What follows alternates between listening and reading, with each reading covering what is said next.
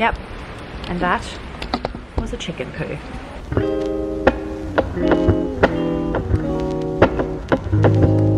Good morning guys, welcome back to our channel. I thought I'd fill you in what I've been doing this morning. So yesterday well, not yesterday, but a month ago, I'm going to say, I registered for a house sitting website where people upload available house sits. So people are going away and they need someone to come in and look after their garden and pets and things like that. So it sort of piqued my interest, and I thought it might be worth looking into. If we can get some long-term sits, then maybe we can head into some more expensive places while we travel with our daughter. We'll also have like a home base, somewhere to set ourselves up, and then just look after a garden and have like a sort of home feel while we're still traveling. Anyway, I sent a whole bunch of emails out yesterday to all of the jobs that are in areas that we want to go to, but also ones that fit in with us time-wise, and sort of trying to stack them all up after each other so that we have a bit more of like a flow. So yesterday I sent out a whole bunch of emails, and this morning I got a response back from 2 of them. So there's potential that after we go to Thailand that we can have a month in Switzerland, and we'd be looking after, I think it's like 5 dogs and 1 cat. So we could have a month in Switzerland, and it's just north of the Italian border. So there is also potential for us to be able to explore like northern Italy. And then after that, the job is a 2-week job in Italy, a 2-week job in Ireland. So we could potentially go back to Ireland and then visit family again in the Netherlands. So it's just something that's in the works. We might end up staying in Asia for longer, but it might be nice to, have a bit of an idea, plan roughly out our year, our calendar, what time we've got free, what part of the world we're going to be in, so that we can sort of link up a bit more of a track. So that was one of our other things that I wanted to mention about how we travel pretty cheaply, is looking into things like this. So house sitting, we've worked in hostels before. That was obviously before we had our baby, but we volunteered in hostels for accommodation. And so working for accommodation is a big one. Essentially house sitting is the same thing, because you're trading your attention and care for the animals or the garden in return for free accommodation or subsidized accommodation. So that is another avenue that we're exploring, and I think people might be a little bit hesitant because of the baby, or people might think, great, family, quiet couple, we're not going to have like parties in someone's house, do you know what I mean? We've got a baby. So as soon as we get one job and one reference, I can imagine this potentially opening up some pretty big doors for us in terms of how we travel and how we can link up certain jobs in certain areas of the world. So definitely something that I want to happen, definitely something that I think has huge potential. And again, like I've said, we're going to be sharing everything, how we do it, how we organize it. I can even link in the description the website that I've used. So if any of you guys are interested in doing house sits, you can sign up for the website, and I think you pay about $20 US, and that gives you access to all of the advertisements that are placed, and you can reply to as many as you want. Big things, all different ideas. We've just been brainstorming. We've had like a really relaxed morning. I've just been emailing and just doing a bit of research on YouTube and things, what other people are doing, what might work for us, what might not work for us, now that we've got a baby along with us. So exciting times. I thought I'd try and get this all done now while we're here at my mum's place. We've got 1 week left here in Victoria, and we're like fully booked. We're doing the last rounds with a lot of the family. So basically we've got something on every day until we leave to go to the west coast of Australia. And I'm really looking forward to it. Once we get to the west coast, it'll actually feel a bit more like a holiday. It's just my brother and a couple of friends that live there. Again, lots of possibilities, lots of options. We're excited. I'm excited for the year. Sometimes I have moments where I feel really overwhelmed and I'm like, what are we doing? we've got a child, we should just like go home, I mean home as in the Netherlands, and you know, get jobs, just get a house, sort it out, stay in one place. And then I think, no, I can't imagine, no matter what we decide to do, in my head, it's better than us having to go back to work and her having to be in daycare. No matter how hard it gets, trying to make this lifestyle work for us is such a high priority, because I just want both of us to be there for our daughter as much as we can. Like, this is what I want. I want this to work. I want to be able to work remotely and work online and be at home for my daughter, and I don't want her to have to be in someone else's care until she's at school. Anyway, I'm going to take you guys along, and hopefully you enjoy what we get up to this weekend. And yeah, that's it for now.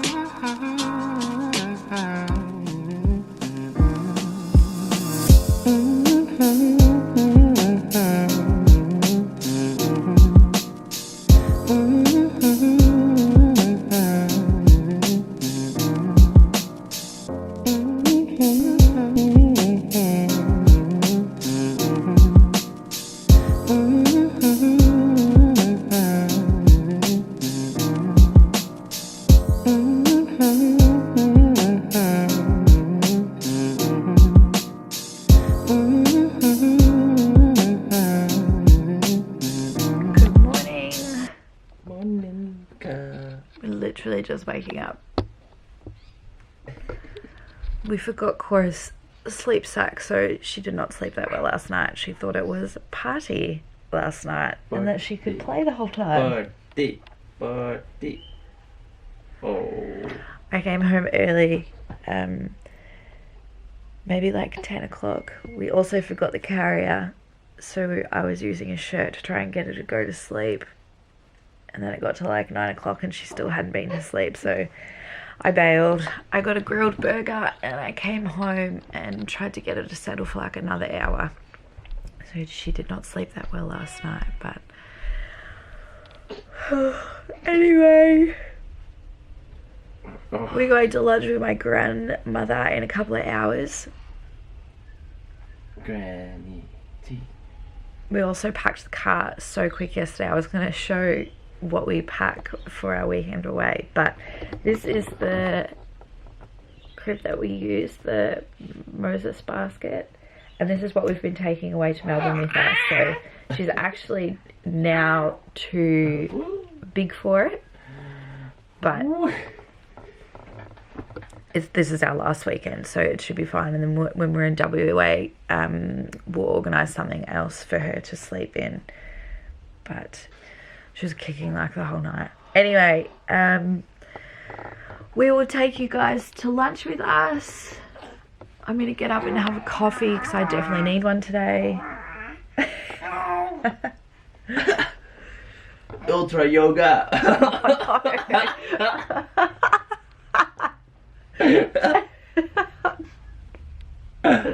Oh my god. We should put the video in this video. Oh no, it's so scary. I can't watch it. If anyone has seen the ultra baby yoga video, oh my god, I could cry. It's so horrible. Oh my god. Okay, I'm gonna get up and have a coffee. I will stay in bed. Without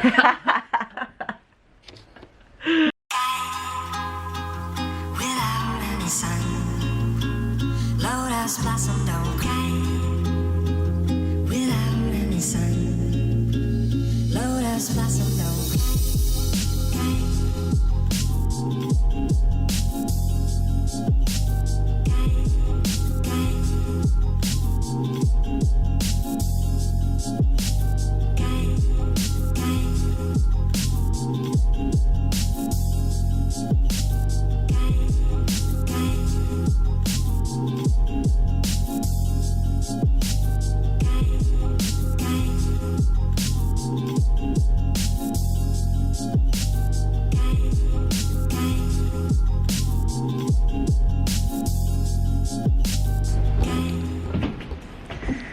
We are just waiting for Cora to wake up from her nap, and then we're going to go to lunch with my grandmother, say goodbye to Gran for the last, well, not say goodbye to her for the last time, but I mean like the last time while we're in Australia.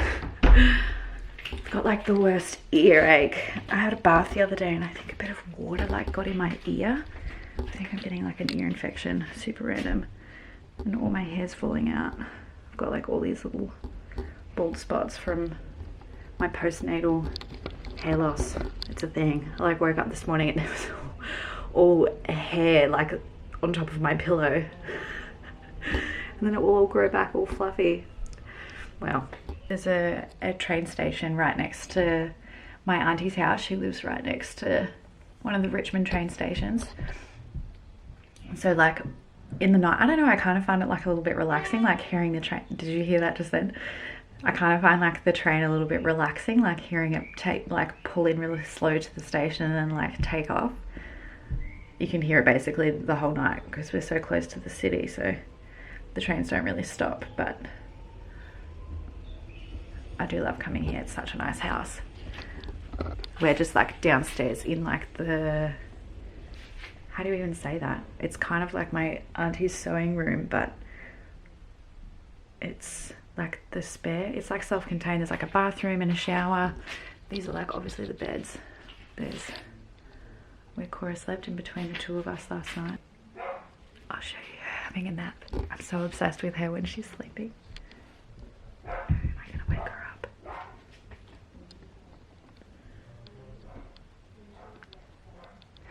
Oh, she's so cute. I just want to squeeze her.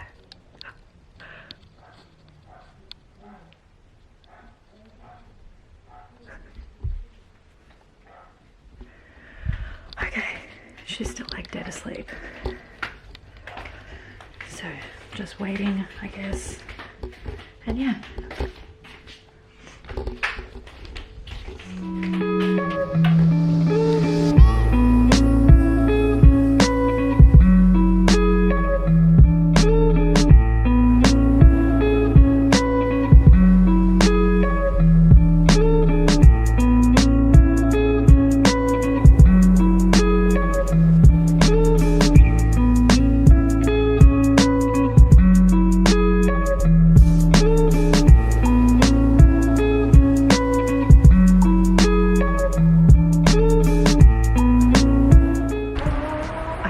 I really liked chickens and I've always wanted to have chickens, but these chickens are like freaking me out. Like I feel like they're evil or something.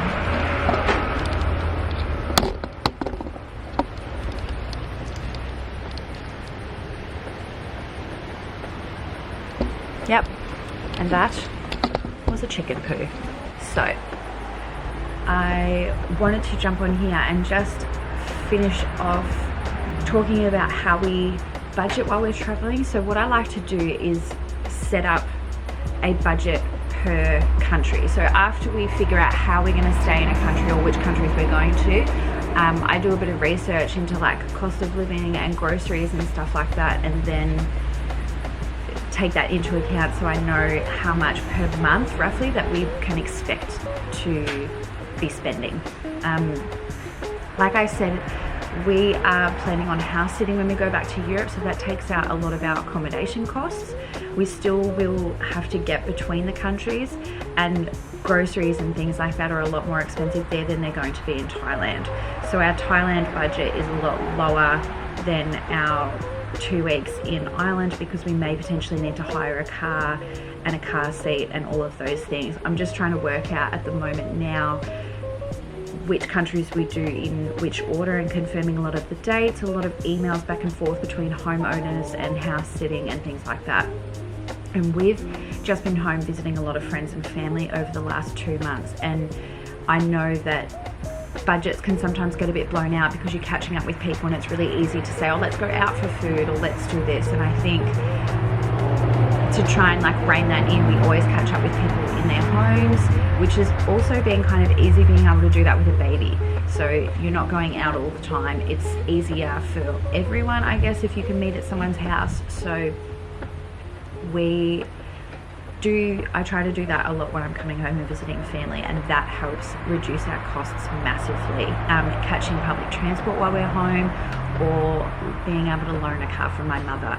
We've got a lot of friends and family in Australia, which makes it really cheap for us to be here, and we're super lucky to have that. And then again, when we head back to Europe, we've got a lot of friends and family throughout Europe, so we've always got places to stay and places to visit and things like that as well.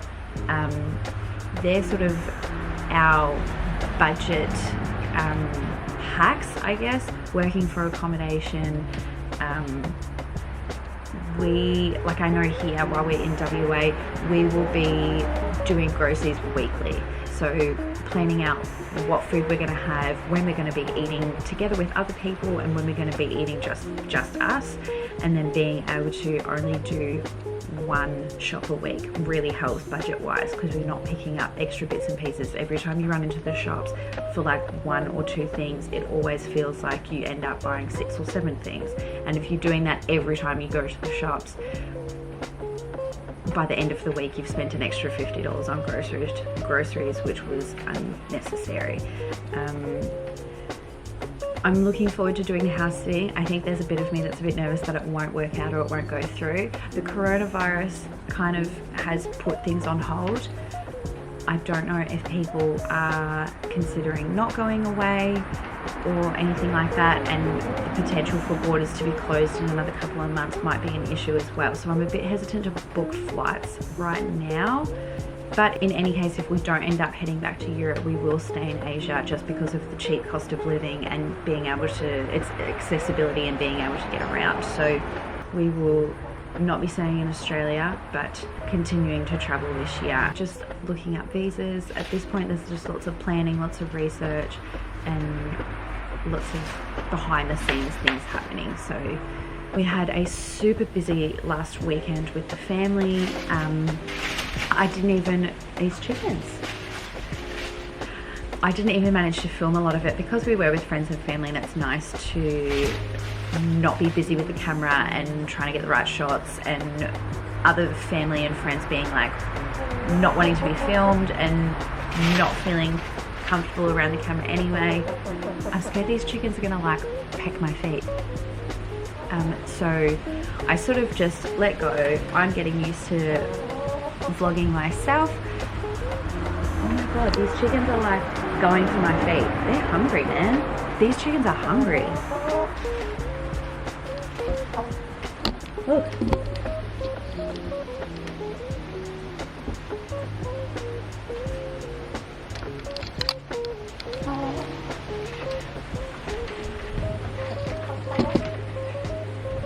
So I thought I would give up filming the rest of Melbourne and just wait until we got to WA, finish off sort of like our budgeting things that we try to stick to, and just get used to being here again before I picked up vlogging again. So yes, thanks for watching. I don't think that this was super informative, but we are trialing and getting used to filming, so that in itself is fun. And I hope that anyone who is watching has learnt at least one thing, or if you're just friends and family and you're just curious as to see what we're getting up to, this is it. So thanks for watching, and I'll see you guys in our next video.